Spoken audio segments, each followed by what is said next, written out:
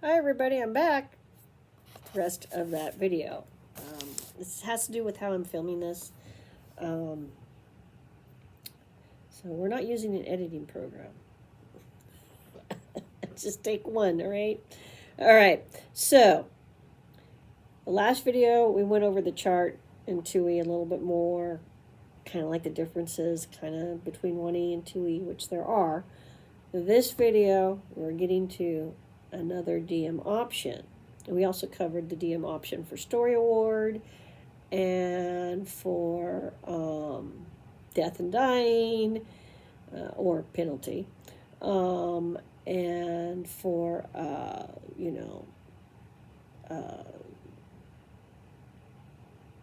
finishing the adventure, um, you know, kind of like the additional things you think about. Surviving, extraordinary survival, that kind of thing. Okay.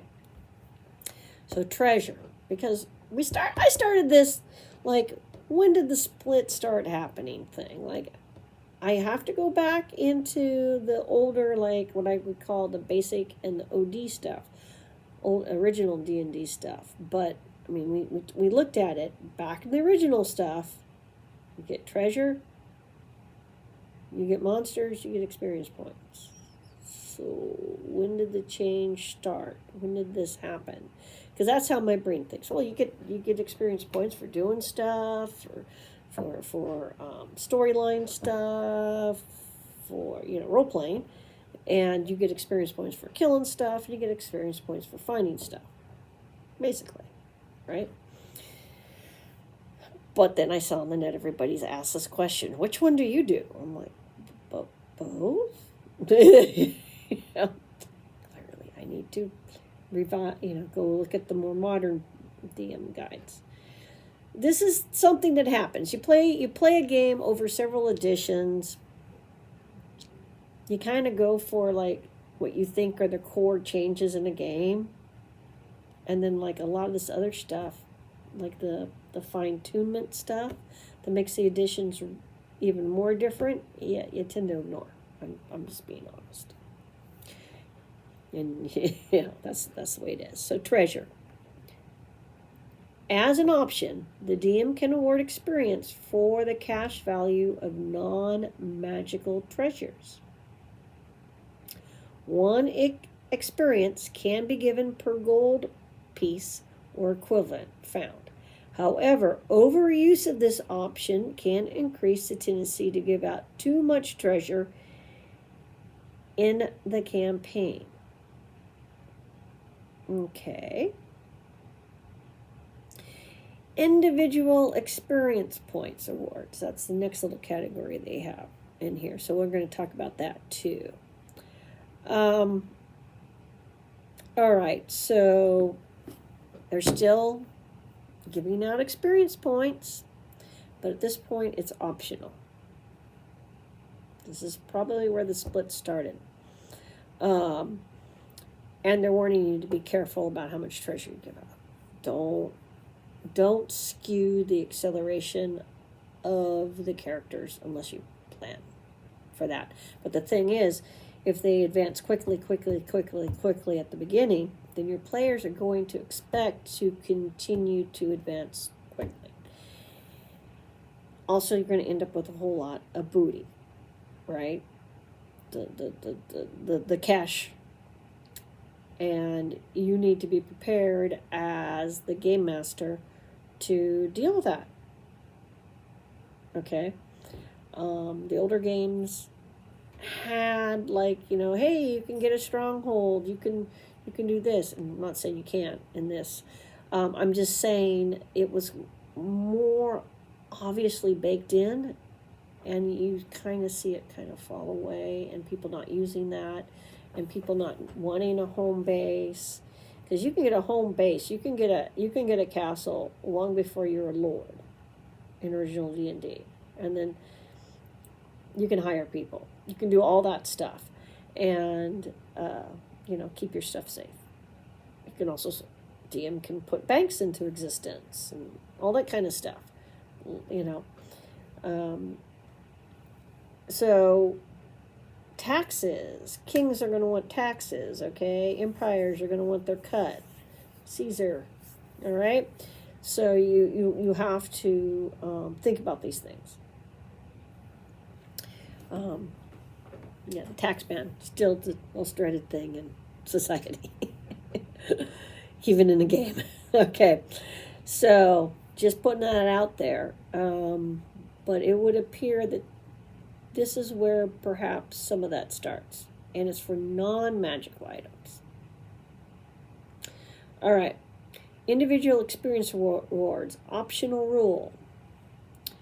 A player, does something awesome in a game or things he has a character do. Intelligent play is worth experience. Good role playing is worth experience points. Actions that fit the group style are worth experience. Okay, so this is rewarding role playing and playing well. Although some of these awards are tied to abilities, giving out these experience points is purely a discretionary act. It's up to you as a DM to decide. All right, let's take a look at these things. Player has a clever idea.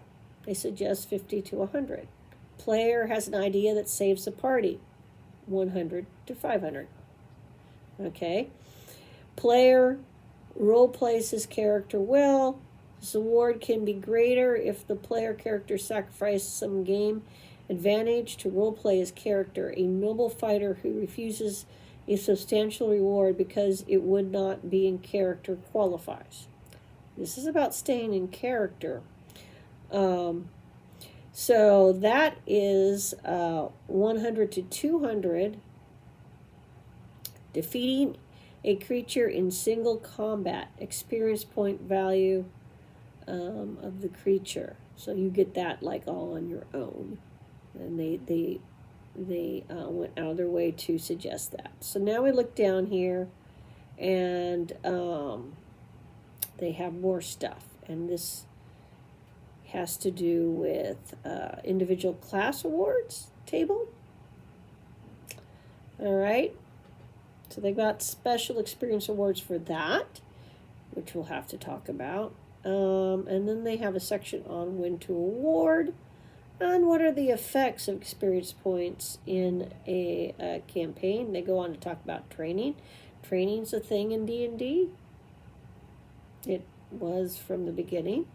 And rate of advancement. These are all things that, from the DM side, you need to think about.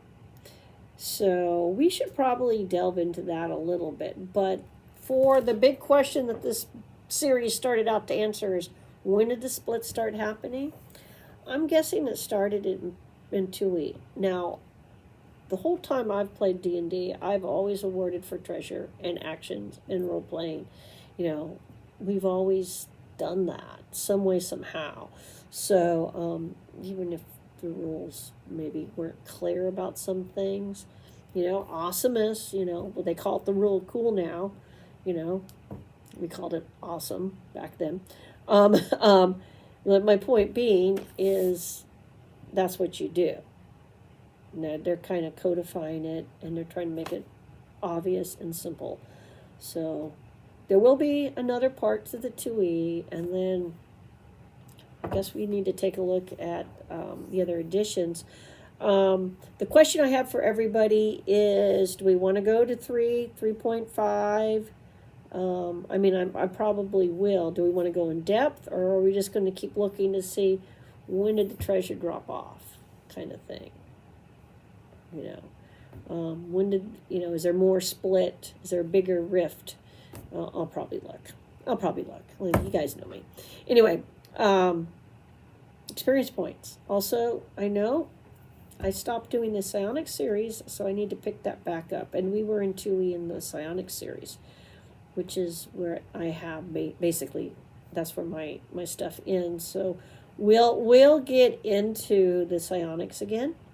And let me know what else you guys are interested in. We'll definitely look at 5E's experience points, because it'll be interesting to compare where it ended up to this stuff.